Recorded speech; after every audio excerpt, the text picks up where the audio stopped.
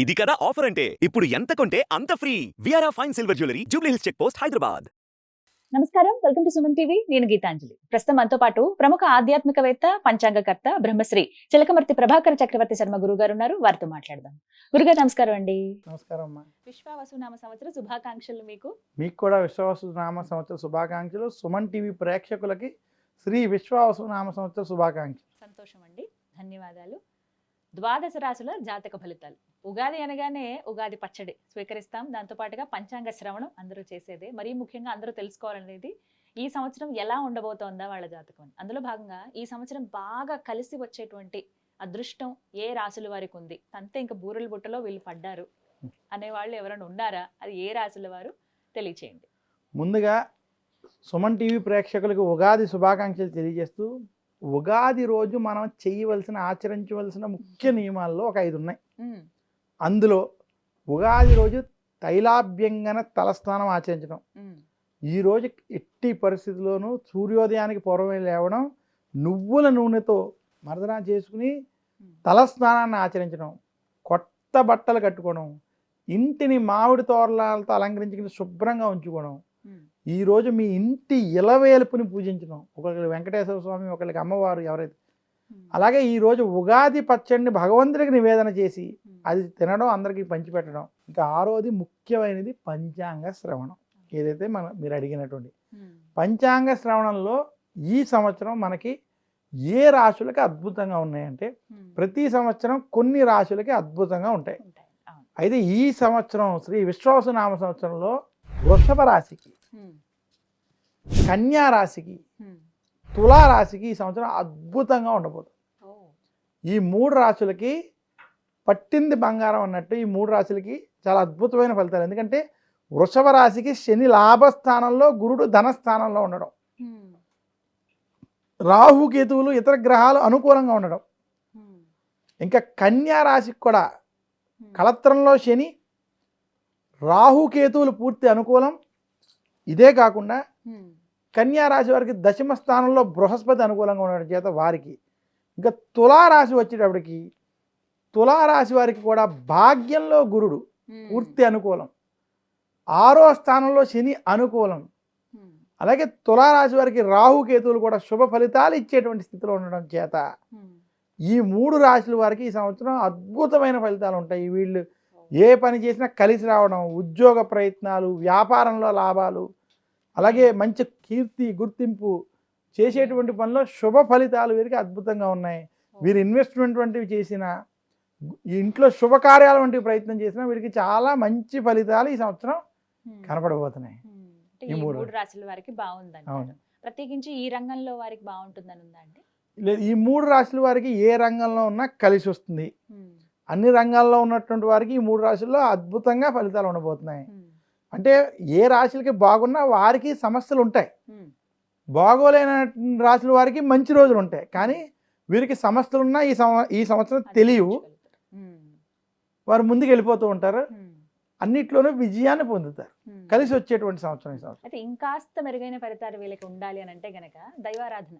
ఈ 3 రాశులు కనుక ఇంకా మంచి శుభ ఫలితాలకు పొందాలి అంటే మాత్రం లక్ష్మీదేవిని పూజించడం, కనకదారా స్తోత్రం అంటే స్తోత్రాన్ని పఠించుకోవడం, అలాగే దక్షిణామూర్తి స్తోత్రాన్ని పారాయణం చేసుకోవడం వల్ల మరింత శుభ ఫలితాలు పొందగలరు. గురుగారు, ద్వాదశ రాశుల్లో ఈ విశ్వావసునామ సంవత్సరంలో వారి జాతకం అంతగా బాలేదు, ఈ సంవత్సరం కొంచెం కష్టమే అనేటువంటి రాశులు ఏమైనా ఉన్నాయా? వారి గురించి వివరించండి. ద్వాదశ రాశుల్లో ఈ సంవత్సరం అస్సలు బాగోలేదు అనుకునేటువంటి రాశులు మనకి ఈ రకంగా ఉన్నాయి. ముఖ్యంగా శ్రీ విశ్వావసునామ సంవత్సరంలో మేషరాశి, కర్కాటక రాశి, అలాగే సింహరాశి, కొంత ధనురాశి, మకర రాశి, 5 రాశులకి అంత అనుకూలంగా లేదు. ముఖ్యంగా మొదటి 3 రాశులైనటువంటి మేషరాశి, కర్కాటక, సింహరాశులకి, మేషరాశి వారికి ఈ సంవత్సరం ఏలినాటి శని ప్రారంభం. ఏలినాటి శని ప్రారంభంతో పాటు మేషరాశి వారికి గురు బలం లేకపోవడం, తృతీయంలో బృహస్పతి సంచారం, అలాగే రాహు కేతువులు కూడా కొంత అనుకూలంగా లేనటువంటి స్థితి చేత మేషరాశి వారు ఈ సంవత్సరం ఖచ్చితమైన జాగ్రత్తలు తీసుకోవాలి. వీరికి అప్పు చేయకూడదు, అప్పు ఇవ్వకూడదు, కొత్తగా ఇన్వెస్ట్మెంట్లు వంటివి చేయకూడదు. ఎదుటి వారితో మాట్లాడేటప్పుడు జాగ్రత్తగా ఉండాలి. అన్ని విషయాల్లో జాగ్రత్తలు వహించాలి మేషరాశి వారు. ఇంకా కర్కాటక రాశి వారికి అష్టమ శని పూర్తి అయిపోయింది. అయినా వ్యయస్థానంలో గురు బలం లేకపోవడం. అలాగే కర్కాటక రాశి వారికి వాక్ స్థానంలో కేతు, అష్టమ స్థానంలో రాహు. ఈ గ్రహస్థితి వల్ల కర్కాటక రాశి వారు కోపావేశాలు తగ్గించుకోవాలి. ఎదుటి వారితో మాట్లాడేటప్పుడు ఆచితూచి వ్యవహరించాలి. ఆవేశపూరిత నిర్ణయాలు మాత్రం పనికిరావు కర్కాటక రాశి వారికి. ఖర్చులు కూడా నియంత్రించుకోవాల్సినటువంటి స్థితి ఈ రాశి వారికి కనబడుతుంది. అలాగే సింహరాశి వారికి జన్మ రాహు కలత్రంలో కేతు. రాహు కేతువుల సమస్య. అలాగే అష్టమ శని ప్రారంభం. వీరికి కోర్టు వ్యవహారాలు, కుటుంబ విషయాల్లో గొడవలు, తగాదాలు ఈ సంవత్సరం ఇబ్బంది పెట్టచ్చు. సింహరాశి వారు ప్రతి పనిలో జాగ్రత్తలు మాత్రం ఈ సంవత్సరం ఖచ్చితంగా పాటించాలి. అష్టమ శని వల్ల హెల్త్, ఆరోగ్యం చాలా జాగ్రత్తగా చూసుకోవాలి. టెన్షన్లు, బీపీ వంటి సమస్యలు, ఆరోగ్యంలో కొంచెం హైపర్ టెన్షన్ వంటి కొంచెం ఇబ్బందులు మాత్రం వీళ్ళకి ఇబ్బంది పెట్టచ్చు. సింహరాశి వారు కనుక ఆరోగ్య విషయాల్లో, కుటుంబ విషయాల్లో కనుక జాగ్రత్త వహిస్తే ఈ సంవత్సరం కొంచెం ఇబ్బంది లేకుండా ఉంటే ఈ విషయాల్లో కొంత వాళ్ళకి ఇబ్బంది పెట్టచ్చు. ఇంకా సింహరాశి అయిన తర్వాత మనకి ఈ సంవత్సరం కొంత మకర రాశి, మనం ధనురాశి, మకర రాశి కూడా, అంటే మకర రాశి సంగతి చూసుకున్నట్లయితే మకర రాశికి ఏలినాటి శని వదిలిపోయింది ఈ సంవత్సరం.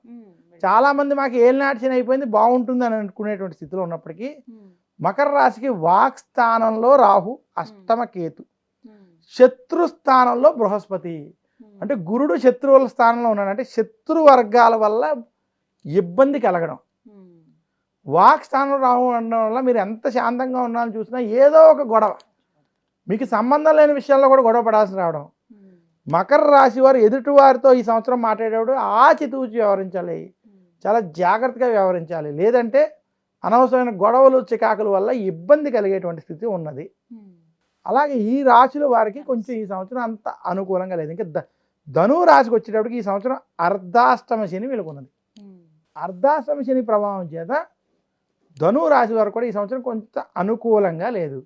అయితే ఇందాక చెప్పుకున్నటువంటి మేషం, కర్కాటకం, సింహం, మకరంతో పోల్చుకుంటే కొంచెం వీరికి ఇబ్బంది లేకుండా పరిస్థితి ఉన్నది.